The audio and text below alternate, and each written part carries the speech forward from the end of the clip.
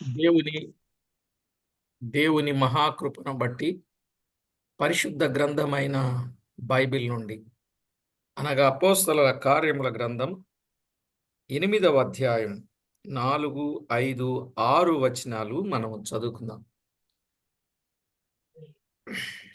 ನಾವು ಅಪೊಸ್ತಲರ ಕೃತ್ಯಗಳು 8ನೇ ಅಧ್ಯಾಯದಲ್ಲಿ 4, 5 ಮತ್ತು 6ನೇ ವಚನಗಳನ್ನ ನಾವು ಓದಿಕೊಳ್ಳೋಣ ಧ್ಯಾನಕ್ಕೋಸ್ಕರವಾಗಿ. కాబట్టి చెదరిపోయిన వారు సువార్త వాక్యమును ప్రకటించుచు సంచారము చేసిరి. అప్పుడు ఫిలిప్పు సమరయ పట్టణము వరకును వెళ్ళి క్రీస్తును వారికి ప్రకటించుచుండెను. జనసమూహములు విని ఫిలిప్పు చేసిన సూచక్రియలను చూచినందున అతడు చెప్పిన మాటల యందు ఏక మనస్సుతో లక్ష్యించగా ಚದರಿ ಹೋದವರು ಅಲ್ಲೆಲ್ಲಿ ಹೋಗಿ ಸುವಾರ್ತ ವಾಕ್ಯವನ್ನು ಸಾರುತ್ತಿದ್ದರು. ಫಿಲಿಪ್ಪನು ಸಮಾರ್ಯವೆಂಬ ಪಟ್ಟಣಕ್ಕೆ ಹೋಗಿ ಕ್ರಿಸ್ತನನ್ನು ಅಲ್ಲಿಯವರೆಗೆ ಪ್ರಕಟಿಸಿದ್ದನು. చదవబడిన ఈ లేఖనము కొరకై ప్రార్థన చేసి వాక్యాన్ని మనం విందాం. ಓದಲ್ಪಟ್ಟಂತ ವಾಕ್ಯಕ್ಕೋಸ್ಕರವಾಗಿ ಪ್ರಾರ್ಥನೆ ಮಾಡಿ ನಾವು ದೇವರ ವಾಕ್ಯವನ್ನು ಕೇಳೋಣ. ప్రతి ఒక్కరు కూడా దైవ లేఖనాలలో ఉన్న వాస్తవాన్ని తేటగా గమనించాల్సిందిగా ప్రభు పేరట మనవి చేస్తున్నాం. ಪ್ರತಿಯೊಬ್ಬರೂ ಸಹ ದೇವರ ವಾಕ್ಯದಲ್ಲಿರುವಂತಹ ಸತ್ಯಾಂಶಗಳನ್ನ ಗ್ರಹಿಸಿಕೊಳ್ಳಕ್ಕೆ ಸಿದ್ಧವಾಗಿರಬೇಕೆಂಬುದಾಗಿ ನಾನು ನಿಮ್ಮನ್ನ ಕೇಳಿಕೊಳ್ತೇನೆ. పరిశుద్ధుడవైన మా తండ్రి, పరమందు ఆసీనుడవైన మా దేవ, మీ ఘననామానికి స్తోత్రం. ಪರಿಶುದ್ಧನಂತ ನಮ್ಮ ಸ್ವರ್ಗೀಯ ತಂದೆಯಾದ ದೇವರೇ, ನಿನ್ನ ಘನವುಳ್ಳ ನಾಮಕ್ಕೆ ವಂದನೆಗಳು. చదువుబడిన లేఖన భాగమును బట్టి మిమ్మును మేమెంతో స్తుతిస్తూ ఘనపరుస్తూ కొనియాడుచూ ఉన్నాము. ಓದಲ್ಪಟ್ಟಿರುವಂತ ಪರಿಶುದ್ಧ ಗ್ರಂಥದಲ್ಲಿರುವಂತ ವಾಕ್ಯಕ್ಕೋಸ್ಕರವಾಗಿ ನಾವು ನಿನ್ನನ್ನು ಸ್ತುತಿಸ್ತೇವೆ ಮತ್ತು ಘನಪಡಿಸ್ತೇವೆ. మమ్మునెంతో ఎక్కువగా ప్రేమించి మిమ్మును మేము మహిమపరచడానికి మమ్మును మీరు ఎన్నుకొని ఏర్పాటు చేసుకున్న మీ ప్రేమకై కృపకై కృతజ్ఞతలు చెల్లించుచు ನಮ್ಮನ್ನು ಕರ್ತನೆ ನೀನು ಆರಿಸಿಕೊಂಡು ನಿನ್ನ ನಾಮಕ್ಕೆ ಸಲ್ಲತಕ್ಕಂತಹ ಘನಮಾನ ಮಹಿಮೆಗಳನ್ನು ನಾವು ಸಲ್ಲಿಸಲಿಕ್ಕಾಗುವಂತೆ ನಮ್ಮನ್ನ ನಡೆಸಿದ್ದಕ್ಕಾಗಿ ದೇವರೇ, ನಾವು ನಿನಗೆ ಕೃತಜ್ಞತಾ ಸ್ತುತಿಗಳನ್ನು ಸಮರ್ಪಿಸಿಕೊಳ್ಳುತ್ತಾ సమస్త విషయాలలో మీకు రావలసిన మహిమ ఘనత ప్రభావములను మీరు ఆరోపించుకొనమని కోరుచు ಎಲ್ಲಾ ವಿಷಯಗಳಲ್ಲಿಯೂ ನಿನಗೆ ಘನಮಾನ ಮಹಿಮೆಯು ಸಲ್ಲಲಿಕ್ಕಾಗುವಂತೆ ಸಲ್ಲಿಸಿಕೊಳ್ಳಬೇಕೆಂಬುದಾಗಿ ನಾವು ಕೇಳಿಕೊಳ್ಳುತ್ತಾ అల్పుడను అయోగ్యుడనైన నన్ను బలపరచి మీ కొరకు ఉపయోగించమని వేడుకుంటూ ಅಲ್ಪನಾಗಿರುವಂತ ನನ್ನನ್ನ ಉಪಯೋಗಿಸಿಕೊಳ್ಬೇಕೆಂಬುದಾಗಿ ನಾವು ಪ್ರಾರ್ಥಿಸಿಕೊಳ್ಳುತ್ತಾ మా ప్రభు అయిన యేసు క్రీస్తు అమూల్యమైన నామమున స్తుతించి ప్రార్థించి వినయులమై వేడుచూ ఉన్నాము తండ్రి. ನಮ್ಮ ಕರ್ತನಾದ ಯೇಸು ಕ್ರಿಸ್ತನ ಮುಖಾಂತರವಾಗಿ ನಿನ್ನನ್ನು ಸ್ತುತಿಸಿ ಪ್ರಾರ್ಥಿಸಿ ಬೇಡಿ ಹೊಂದಿಕೊಳ್ಳುತ್ತೇವೆ ತಂದೆಯೇ, ఆమేన్. ಆಮೆನ್. ప్రభునందు ప్రియులారా, పరిశుద్ధ గ్రంథమైన బైబిల్లో అమూల్యమైన విషయాలు, ఆధ్యాత్మిక సత్యాలు మనము జ్ఞాపకం చేసుకున్నప్పుడు ఎంతో భక్తి జీవితాన్ని కొనసాగించడానికి ఆధారమైనవిగా చూస్తున్నాం. ಹೌದು ಪ್ರಿಯರೇ, ದೇವರ ವಾಕ್ಯದಲ್ಲಿ ನಾವು ಗಮನಿಸಿದಾಗ ಅಲ್ಲಿ ಅತ್ಯಮೂಲ್ಯವಾಗಿರುವಂತಹ ಆಧ್ಯಾತ್ಮಿಕ ಸಂಗತಿಗಳನ್ನ ನಾವು ಜ್ಞಾಪಕ ಮಾಡಿಕೊಳ್ಳುವುದರ ಮೂಲಕವಾಗಿ ನಮ್ಮ ಭಕ್ತಿ ಜೀವನಕ್ಕೆ ಅದೆಷ್ಟೋ ಪೂರಕವಾಗಿರುವಂತದ್ದಾಗಿ ಇದೆ ಎಂಬುದಾಗಿ ನಾವು ನೋಡ್ತೇವೆ. ప్రియులారా, ఇక్కడ మనము గమనించినప్పుడు చెదరిపోయిన వారు ఆయా స్థలాలలో దేవుని వాక్యాన్ని, ప్రభువును గూర్చిన సువార్తను, ఆయన నామమును గూర్చి, రాజ్యమును గూర్చి ప్రకటన చేస్తూ ఉన్నారని చాన్నాళ్లుగా మనం చెప్పుకుంటూ వస్తున్నాం. ಹೌದು ಪ್ರಿಯರೇ, ಚದರಿ ಹೋದಂತವರು ಅಲ್ಲೆಲ್ಲಿ ಹೋಗಿ ಸುವಾರ್ಥ ವಾಕ್ಯವನ್ನು ಮತ್ತು ಆತನ ರಾಜ್ಯದ ಕುರಿತಾಗಿರುವಂತ ಮಾತುಗಳನ್ನಾಗಲಿ ಮತ್ತು ಆತನ ನಾಮದಲ್ಲಿರುವಂತ ಮಹತ್ವಗಳನ್ನು ಸಂಗತಿಗಳನ್ನ ಅವರು ಪ್ರಕಟಪಡಿಸುತ್ತಾ ಇರುವಂತ ಸಂಗತಿಗಳನ್ನ ನಾವು ಈಗಾಗಲೇ ಕಳೆದ ಅನೇಕ ವಾರಗಳಿಂದಲೂ ಸಹ ನಾವು ಕೇಳುತ್ತಾ ಬಂದಿದ್ದೇವೆ. ఆ సమయంలో ఫిలిప్పు సమరయ పట్టణము వరకు వెళ్ళి అక్కడ సూచక్రియలను ఆయన చేస్తూ ప్రభు చెప్పిన మాటలను వారికి వినిపిస్తూ ఉండగా వారు ఏక మనసుతో లక్ష్యముంచినట్లుగా చూస్తున్నాం. ಅಂದು ಪ್ರಿಯರೇ, ಫಿಲಿಪ್ಪನು ಸಹ ಸಮರ್ಯದವರೆಗೆ ಹೊರಟು ಹೋಗಿ ಅಲ್ಲಿದ್ದಂಥವರಿಗೆ ಸುವಾರ್ಥ ವಾಕ್ಯವನ್ನು ಮಾಡುತ್ತಾ ಅನೇಕ ಸೂಚಕ ಕಾರ್ಯಗಳನ್ನು ಮಾಡುತ್ತಿರುವಾಗ ಅವರು ಆತನು ಹೇಳುತ್ತಿರುವಂತಹ ಮಾತುಗಳನ್ನ ಅವರು ಏಕ ಮನಸ್ಸಿನಿಂದ ಲಕ್ಷ್ಯ ಕೊಟ್ಟು ಕೇಳುತ್ತಿದ್ದರು ಎಂಬುದಾಗಿ ನಾವು ನೋಡ್ತೇವೆ.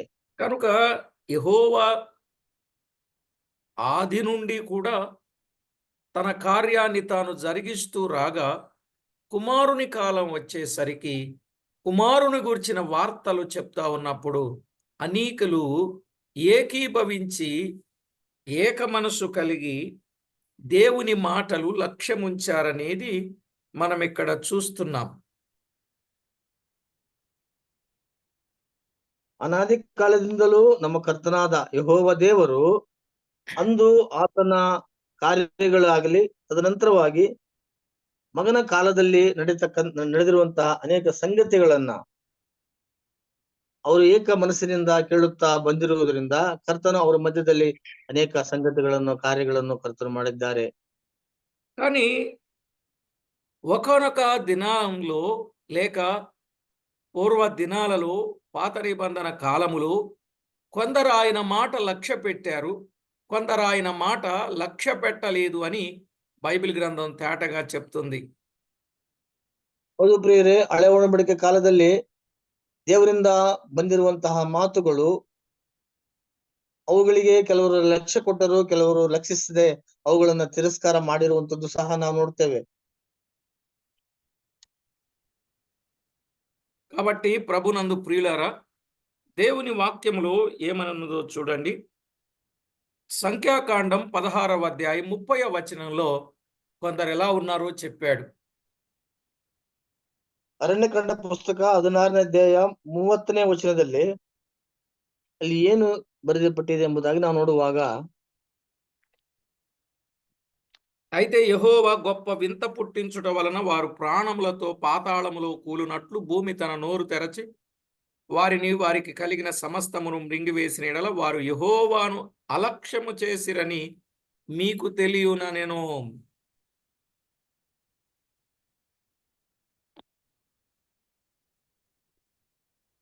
సంఖ్యాకాండం 16:15లో 16:30లో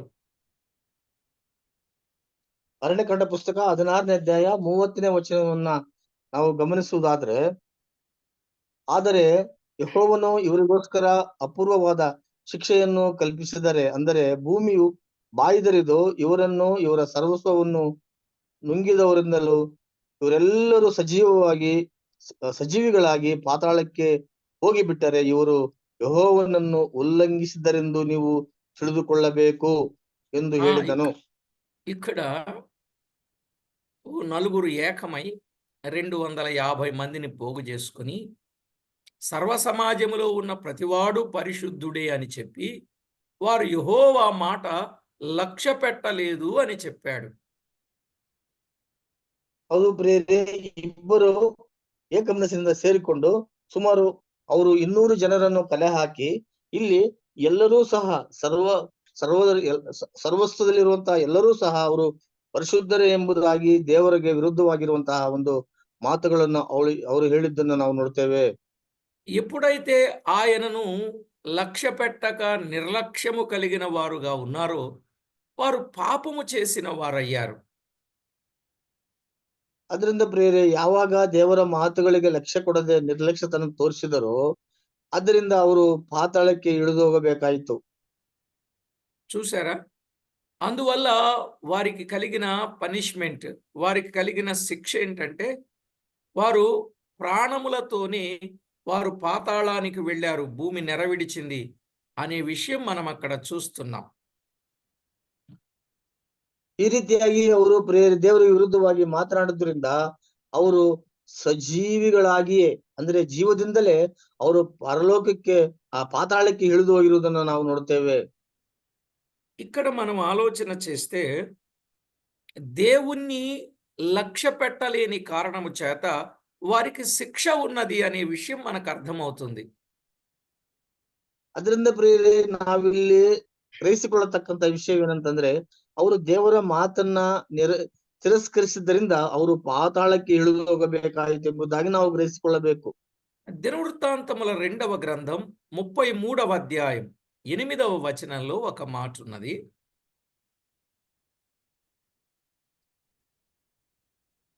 ಎರಡನೇ ಪೂರ್ವಕಾಲ ವೃತ್ತಾಂತ 33ನೇ ಅಧ್ಯಾಯ 8ನೇ ವಚನದಲ್ಲಿ ಒಂದು ಮಾತು ಬರೆಯಲ್ಪಟ್ಟಿದ್ದು ನಾವಲ್ಲಿ ಗಮನಿಸ್ತೇವೆ. అక్కడ వ్రాయబడిన మాట మనము గమనించినప్పుడు, దేవుడు సెలవిచ్చిన మాటను లక్ష్య పెట్టక అనే మాట చూస్తున్నాం. ಎರಡನೇ ಪೂರ್ವಕಾಲ ವೃತ್ತಾಂತ 33ನೇ ಅಧ್ಯಾಯ 8ನೇ ವಚನದಲ್ಲಿ ನಾವು ಗಮನಿಸುವುದಾದರೆ, ಇಸ್ರಾಯೇಲರು ಇನ್ನು ಮುಂದೆ ದೇಶಭ್ರಷ್ಟರಾಗಿರದೆ ತಮ್ಮ ಪಿತೃಗಳಿಗೆ ನೇಮಿಸಲ್ಪಟ್ಟ ದೇಶದಲ್ಲಿಯೇ ವಾಸವಾಗಿರುವಂತೆ ಮಾಡುವೆನು ಎಂದು ಹೇಳಿದ್ದನು. దేవుడు సెలవిచ్చిన మాట లక్ష్య పెట్టక విగ్రహములను నిలిపించాడట మనుషే. ಅದರಿಂದ ಪ್ರಿಯರೇ, ದೇವರ ಮಾತನ್ನು ಮೀರಿ ದೇವರ ಚಿತ್ತಕ್ಕೆ ವಿರೋಧವಾಗಿ ಆತನು ವಿಗ್ರಹಗಳನ್ನು ನಿಲ್ಲಿಸಿದ್ದನ್ನು ನಾವಿಲ್ಲಿ ನೋಡ್ತೇವೆ. ಮನಸ್ಸೆ.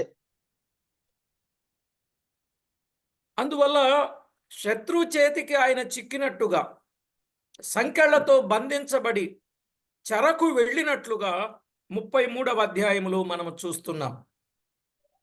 ಅದರಿಂದಾಗಿ ಆತನು ಪ್ರೇರೆ ಆತನು ಬೇಡಿಗಳಿಂದ ಬಂಧಿಸಲ್ಪಟ್ಟು ಆತನು ಸೆರೆಗೆ ಹೋಗುವಂತಹ ಸ್ಥಿತಿಯು ಆತನಿಗೆ ಉಂಟಾಯಿತು ಎಂಬುದಾಗಿ ನಾವು ದೇವರ ವಾಕ್ಯದಲ್ಲಿ ಗಮನಿಸ್ತೇವೆ. నిజమే. దేవుని మాట లక్ష్య పెట్టకపోతే వారేమో ప్రాణాలతో పాతాడానికి వెళ్ళారు. ఈయనేమో లక్ష్య పెట్టక చెరకు వెళ్ళాడు. ಹೌದು ಪ್ರಿಯರೇ, ಅವರಾದರೂ ದೇವರಿಗೆ ವಿರೋಧವಾಗಿ, ಅಂದ್ರೆ ದೇವರ ಮಾತಿಗೆ ಲಕ್ಷ್ಯವನ್ನು ಕೊಡದೆ ಅವರು ವಿರುದ್ಧವಾಗಿ ಮಾತನಾಡಿದ್ರಿಂದ ಅವರು ಸಜೀವವಾಗಿಯೇ ಪಾತಾಳಕ್ಕೆ ಇಳಿದು ಹೋದರು. ಆದ್ರೆ ಇಲ್ಲಿ ಮನಸ್ಸೆಯು ದೇವರಿಗೆ ವಿರುದ್ಧವಾಗಿ ಇರುವಂತಹ ಒಂದು ಬಾಳ್ ದೇವತೆಯನ್ನ ಆತನು ನಿಲ್ಲಿಸಿದ್ದರಿಂದ ಆತನು ಸೆರೆಗೆ ಹೋಗುವಂತಹ ದುಸ್ಥಿತಿ ಆತನಿಗೆ ಉಂಟಾಯಿತು. చూడండి, నెహెమ్యా గ్రంథములో 9వ అధ్యాయం 26వ వచనం. ನೆಹೆಮೀಯನ ಗ್ರಂಥ 9ನೇ ಅಧ್ಯಾಯ 26ನೇ ವಚನದಲ್ಲಿ ನಾವು ನೋಡುವುದಾದ್ರೆ, ఇక్కడ ధర్మశాస్త్రమును లక్ష్య పెట్టక త్రోసివేసినట్లుగా చూస్తున్నాం. ಪ್ರಿಯರೇ, ಇಲ್ಲಿ ಧರ್ಮಶಾಸ್ತ್ರಕ್ಕೆ ಲಕ್ಷ್ಯವಿಡದೆ ಅದನ್ನ ಅವರು ಅಲ್ಲಗಳೆದಿದ್ದನ್ನು ನಾವಿಲ್ಲಿ ಗಮನಿಸ್ತೇವೆ. వారు అవిధేయులై దేవుని మీద తిరుగుబాటు చేసినట్టు, వారు ప్రవక్తలను చంపినట్టు, వారు దేవునికి బహుగా విసుగు పుట్టించినట్టుగా ఈ వచనంలో చూస్తాం. ಮಾತ್ರವಲ್ಲ, ಅವರು ದೇವರ ಮಾತನ್ನ ತಿರಸ್ಕರಿಸಿ ದೇವರಿಗೆ ಕರೆಕರೆಯನ್ನು ಉಂಟು ಮಾಡಿದ್ದನ್ನು ಸಹ ನಾವಿಲ್ಲಿ ನೋಡ್ತೇವೆ. మరి ఇప్పుడు ఏ కొలత కొలిచారో ఆ కొలతతోనే కొలవబడతారు కదా. మరి ಅವರು ಯಾವ ಅಳತೆಯನ್ನು ಅಳೆದಿದ್ದಾರೋ ಅದೇ ಅಳತೆಯು ಅವರಿಗೆ ಅಳೆಯಲ್ಪಡುವುದು ಎಂಬುದಾಗಿ ಸಹ ನಾವು ನೋಡ್ತೇವೆ. ఒకరేమో దేవుని లక్ష్య పెట్టలేదు, ఇంకొకరేమో దేవుని మాట లక్ష్య పెట్టలేదు, ఇంకొకరేమో ధర్మశాస్త్రమును లక్ష్య పెట్టలేదు, ఇంకొకరేమో నెహెమ్యా గ్రంథములోని 13వ అధ్యాయం 11వ వచనములో మందిరమును లక్ష్య పెట్టలేదు. ಇಲ್ಲಿ ಮೊದಲನೆಯವರು ದೇವರ ಮಾತನ್ನ ಅವರು ಕೇಳಲಿಲ್ಲ. ಎರಡನೇವರು ನಾವು ನೋಡಿದಾಗ ಅವರು ದೇವರ ಮಾತಿಗೆ ಒಳಪಡದೆ ತಿರಸ್ಕರಿಸಿದರು. ಮತ್ತೊಬ್ಬರು ಧರ್ಮಶಾಸ್ತ್ರಕ್ಕೆ ವಿರುದ್ಧವಾಗಿ ಮಾತನಾಡಿದರು. ಮತ್ತೆ ಇದೇ ನೆಹೆಮ್ಯನ ಗ್ರಂಥ 13ನೇ ಅಧ್ಯಾಯ 11ನೇ ವಚನದಲ್ಲಿ ನಾವು ನೋಡುವುದಾದ್ರೆ ಅಲ್ಲಿಯೂ ಸಹ ಒಬ್ಬರು ದೇವರಿಗೆ ವಿರುದ್ಧವಾಗಿ ಮಾತನಾಡಿದ್ದನ್ನು ನಾವು ಗಮನಿಸ್ತೇವೆ. నేను అధిపతులతో పోరాడి దేవుని మందిరమును ఎందుకు లక్ష్య పెట్టలేదని అడిగి అనే మాట చూస్తాం. ನಾನು ಅಧಿಕಾರಿಗಳೊಡನೆ ದೇವಾಲಯವನ್ನು ಅಲಕ್ಷ್ಯ ಮಾಡಿದ್ದೇಕೆ ಎಂಬುದಾಗಿ ವಾದಿಸಿ ಬಿಟ್ಟು ಹೋದವರನ್ನ ತಿರುಗಿ ಕರೆಸಿ ಅವರನ್ನ ಅವರವರ ಉದ್ಯೋಗಗಳಲ್ಲಿ ನೇಮಿಸಿದನು. చూడండి, దేవుని మందిరమును లక్ష్య పెట్టని వారు కొందరున్నారు. ಹೌದು ಪ್ರಿಯರೇ, ಕೆಲವರು ದೇವರ ಮಂದಿರವನ್ನ ಲಕ್ಷಿಸದೇ ಇರುವಂತವರು ಕೆಲವರು ಇದ್ದಾರೆ ಎಂಬುದಾಗಿ ನಾವು ನೋಡ್ತೇವೆ. అంటే ఇప్పుడు దేవుని మందిరములో దొరికి మేలుకు దూరమైనట్టేగా, తృప్తికి దూరమైనట్టే కదా. ಅದರಿಂದ ಪ್ರಿಯರೇ, ದೇವರ ಮಂದಿರದಲ್ಲಿ ಸಿಗತಕ್ಕಂತಹ ಒಂದು ಆಶೀರ್ವಾದವನ್ನು ಅವರು ಕಳೆದುಕೊಂಡಿದ್ದಲ್ಲವೇ? యోబు గ్రంథం 34వ అధ్యాయం 27వ వచనంలో ఒక మాట ఉన్నది. ಯೋಬನ ಗ್ರಂಥ 34ನೇ ಅಧ್ಯಾಯ 27ನೇ ವಚನದಲ್ಲಿ ಒಂದು ಮಾತು ಬರೆಯಲ್ಪಟ್ಟಿದ್ದು ನಾವು ಗಮನಿಸ್ತೇವೆ. వారు ఆయనను అనుసరించుట మానిరి, ఆయన ఆజ్ఞలలో దేనినైనను లక్ష్య పెట్టకపోయిరి. కొందరు దేవుని ఆజ్ఞలను లక్ష్య పెట్టకపోయిరి అని మనం చూస్తున్నాం. ಅದು ಪ್ರಿಯರೇ, ಅಲ್ಲಿ ಕೆಲವರು ದೇವರ ಮಾತಿಗೆ ಲಕ್ಷ್ಯವಿಡದೇ ಇರುವಂತದ್ದನ್ನ ನಾವಿಲ್ಲಿ ಗಮನಿಸ್ತೇವೆ. ప్రియులారా, చూశారా ఆయన ఆజ్ఞలను? మరి ఆయన ఆజ్ఞలను లక్ష్య పెట్టకపోతే ఆజ్ఞాతిక్రమమే పాపం కదా. ಅದರಿಂದ ಪ್ರಿಯರೇ, ಆಜ್ಞೆಗಳಿಗೆ ಲಕ್ಷ್ಯ ಕೊಡದಿದ್ರೆ ಪ್ರಿಯರೇ, ದೇವರ ಮಾತನ್ನ ಕೇಳದಿರುವಂತದ್ದು ಪಾಪವೇ ಅಲ್ಲವೇ? ఇక మరికొందరు ఎలా ఉన్నారంటే, కీర్తనల గ్రంథం 28వ అధ్యాయ కీర్తన 5వ చరణం. ಕೀರ್ತನೆಗಳ ಪುಸ್ತಕ 28ನೇ ಅಧ್ಯಾಯ 5ನೇ ವಚನವನ್ನು ನಾವು ಗಮನಿಸುವುದಾದ್ರೆ, యెహోవా కార్యములను వారు లక్ష్య పెట్టరు, ఆయన హస్తకృత్యములను వారు లక్ష్య పెట్టరు, కావున ఆయన వారిని వృద్ధిపరచక నిర్మూలము చేయును అన్నాడు.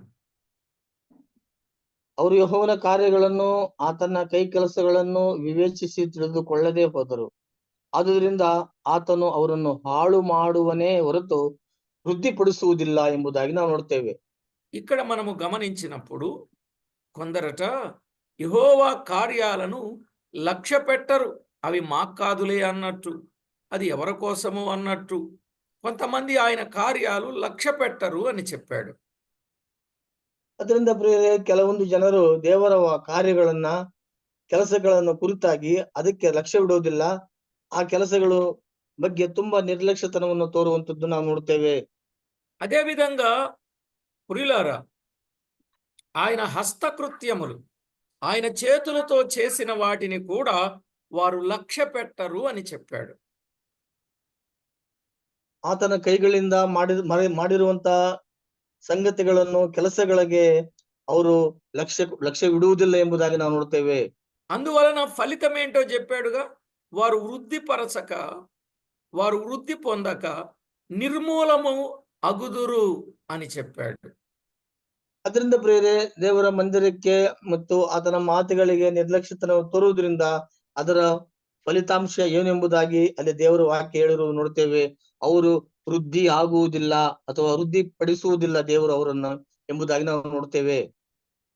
కాబట్టి ప్రభునందు ప్రియులారా, దైవ లేఖనములో దేవుడిచ్చిన వాటిని లక్ష్య పెట్టని వారు ఎందరో ఉన్నారు. ಅದರಿಂದ ಪ್ರಿಯರೇ, ಇಂಥ ದಿನಮಾನಗಳಲ್ಲಿ ನಾವು ನೋಡುವುದಾದರೆ ದೇವರ ಮಾತುಗಳಿಗೆ ವಿಧೇಯರಾಗದಿರುವಂತವರು ಎಷ್ಟೋ ಇರುವುದನ್ನು ನಾವು ಗಮನಿಸ್ತೇವೆ. ఇక సామెతల గ్రంథములో 1వ అధ్యాయం 24వ వచనంలో ఒక మాట ఉంది. ಜ್ಞಾನೋಕ್ತಿಗಳ ಪುಸ್ತಕ 1ನೇ ಅಧ್ಯಾಯ 24ನೇ ವಚನದಲ್ಲಿ ಒಂದು ಮಾತು ಬರೆಯಲ್ಪಟ್ಟಿದ್ದನ್ನು ನಾವು ನೋಡ್ತೇವೆ. నేను పిలువగా మీరు వినకపోతిరి, నా చేయి చాపగా ఎవరునూ లక్ష్య పెట్టకపోయిరి అన్నాడు. ನಾನು ಕರೆದಾಗ ನೀವು ತಿರಸ್ಕರಿಸಿದಿರಿ, ಕೈ ಚಾಚಿದರೂ ಯಾರೂ ಗಮನಿಸಲಿಲ್ಲ ಎಂಬುದಾಗಿ ಹೇಳಿದ್ದನ್ನು ನಾವು ನೋಡ್ತೇವೆ. చూశారా ప్రియులారా, దేవుని వాక్యం ఆయన పిలిచినప్పుడు వినలేదండి, ఆయన చేయి చాచినప్పుడు ఎవరును లక్ష్య పెట్టలేదు అని ఆయన ఎంత బాధపడుతున్నాడో ఆలోచన చేయండి. ಹೌದು ಪ್ರಿಯರೇ, ಆತನು ಕರೆದಾಗ ಯಾರು ಸಹ ಅದನ್ನ ಕೇಳಿಸಿಕೊಳ್ಳಲಿಲ್ಲ ಮತ್ತು ಕೈಗಳನ್ನು ಚಾಚಿ ಕರೆದರೂ ಸಹ ಅದಕ್ಕೆ ಯಾರು ಸಹ ಗಮನ ಹರಿಸಲಿಲ್ಲ ಎಂಬುದಾಗಿ ನಾವು ನೋಡ್ತೇವೆ. అరే ఎంత విడ్డూరు చూడండి. చేతులు చాపుచూ ఉన్నా కూడా లక్ష్య పెట్టకుండా ఇంకా అలాగే వారి జీవితాన్ని కొనసాగించుకునేవారుగా ఉన్నారు. ಅದರಿಂದ ಪ್ರಿಯರೇ, ದೇವರು ಕೈಗಳನ್ನು ಚಾಚಿ ಕರೀತಾ ಇದ್ದರೂ ಸಹ ಇನ್ನೂ ಸಹ ಅವರ ಒಂದು ಹಠತನವನ್ನ ಅವರು ಬಿಡದೆ ಮುಂದೆ ಹೋಗುತ್ತಾ ಇರುವುದನ್ನ ನಾವು ಗಮನಿಸ್ತೇವೆ. ఎప్పుడైతే పరిశుద్ధ దేవుని లక్ష్య పెట్టకుండా ఉన్నారో, ఆయన యొద్ద విచారము చేయకుండా ఉన్నారో, ఆయనను ఆశ్రయించకుండా ఉన్నారో, వారికి శ్రమ అని కూడా యెషయా గ్రంథం 31:1 చెప్పాడు.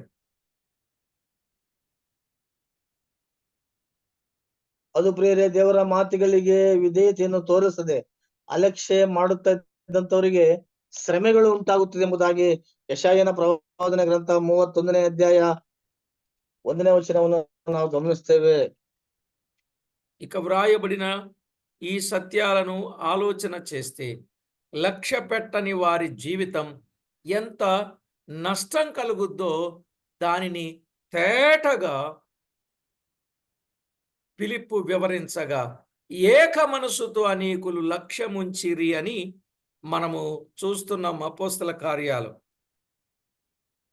ಅದರಿಂದ ಪ್ರಿಯರೇ, ಇಲ್ಲಿ ನಾವು ಫಿಲಿಪ್ಪನು ಹೇಳ್ತಿರುವಂತಹ ಮಾತುಗಳಿಗೆ ಅಂದಿನ ಜನರೆಲ್ಲರೂ ಸಹ ಏಕ ಮನಸ್ಸಿನಿಂದ ಲಕ್ಷ್ಯವಿಟ್ಟು ದೇವರ ವಾಕ್ಯದ ಕಡೆ ಗಮನ ಕೊಡುತ್ತಿದ್ದರು ಎಂಬುದಾಗಿ ನಾವು ನೋಡುತ್ತೇವೆ. ప్రియులారా, యెహోవాను లక్ష్య పెట్టకపోయినా, అసత్యమైన వ్యర్థ దేవతల యందు లక్ష్యముంచిన అట్టి వారిని తగిన రీతిలో శిక్ష వేస్తాడు అని చెప్పి మనము యోనా గ్రంథం 2వ అధ్యాయం 8వ వచనం చూడగలం. ಹೌದು ಪ್ರಿಯರೇ, ನಿಜವಾಗಿರುವಂತಹ ದೇವರುಗಳನ್ನು ಬಿಟ್ಟು ನಿಜವಲ್ಲದಂತಹ ದೇವರುಗಳನ್ನ ಅವಲಂಬಿಸಿ ನಡೆಯುವುದಾದರೆ ಅವರು ಎಷ್ಟೋ ದೇವರ ದಂಡನೆಗೆ ಗುರಿಯಾಗುತ್ತಾರೆ ಎಂಬುದಾಗಿ ನಾವು ಯೋನನ ಪುಸ್ತಕ 2ನೇ ಅಧ್ಯಾಯದಲ್ಲಿ 8ನೇ ವಚನದಲ್ಲಿ ಗಮನಿಸ್ತೇವೆ.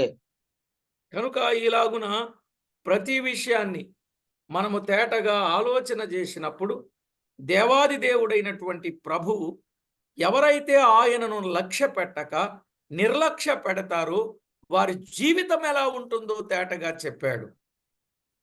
ಹೌದು ಪ್ರಿಯರೇ, ದೇವರ ಮಾತುಗಳನ್ನು ಅಳ್ಳಗಳೆದು ತಿರಸ್ಕರಿಸಿದವರಂತಹ ಜೀವಿತಗಳು ಯಾವ ರೀತಿ ಆಗುತ್ತಿವೆ ಎಂಬುದಾಗಿ ಇಲ್ಲಿ ಸ್ಪಷ್ಟವಾಗಿ ವಿವರಣೆ ಕೊಟ್ಟಿರುವುದನ್ನು ನಾವು ನೋಡ್ತೇವೆ. కనుక ఫిలిప్ అయితే ప్రభువును లక్ష్య పెట్టి ఆయన ద్వారా కలిగే ప్రయోజనాలు ప్రజలకు అందిస్తూ ఉండగా వారు ఏక మనస్సుతో లక్ష్యముంచారు అని మనం చూస్తాం. ಹೌದು ಪ್ರಿಯರೇ, ಫಿಲಿಪ್ಪನಾದರೂ ದೇವರ ಸುವಾರ್ತೆಯನ್ನು ಸಾರುತ್ತಾ ಅವು ಎಷ್ಟು ಪ್ರಯೋಜನಕರವಾಗುತ್ತದೆ ಅಥವಾ ವಾಗಿರುವಂತವುಗಳು ಎಂಬುದಾಗಿ ಆತನು ಸವಿಸ್ತರವಾಗಿ ವಿವರಿಸಿ ಹೇಳುವಾಗ ಅಂದಿನ ಜನರೆಲ್ಲರೂ ಸಹ ಏಕ ಮನಸ್ಸಿನಿಂದ ಆ ಮಾತುಗಳಿಗೆ, ಆತನ ಬಾಯಿಂದ ಬರತಕ್ಕಂತಹ ಮಾತುಗಳಿಗೆ ಲಕ್ಷ್ಯವಿಟ್ಟು ಕೇಳುತ್ತಿದ್ದರು. కాబట్టి మరి వారంత శ్రమతో, అంత బాధతో, అంత ఇబ్బందితో చెదరిపోయినటువంటి వారు సంచారము చేస్తున్న కారణం ఏంటంటే అనేకులు ఆయన యందు లక్ష్యముంచాలి, విశ్వాసముంచాలి, పరలోకమునకు చేరాలి. ఈ సంచారములో వారి సంచిలో వీరు పడాలి. ఆ పడ్డ వారిని బట్టి వారికి జీతం దొరుకుతుంది గనుక వారు అలాగూ పని చేశారు.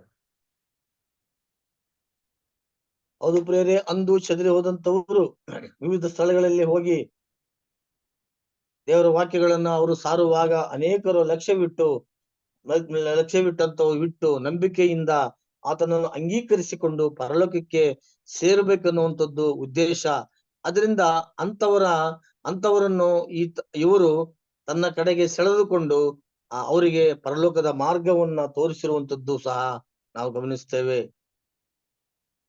ప్రతి ఒక్కరూ తేటగా ఆలోచన చేసి లక్ష్య పెట్టకూడని వాటి మీద మన ధ్యాసను తప్పించి లక్ష్య పెట్టవలసిన వాటి మీద ధ్యానము కలిగి ఉండుట ప్రయోజనకరం.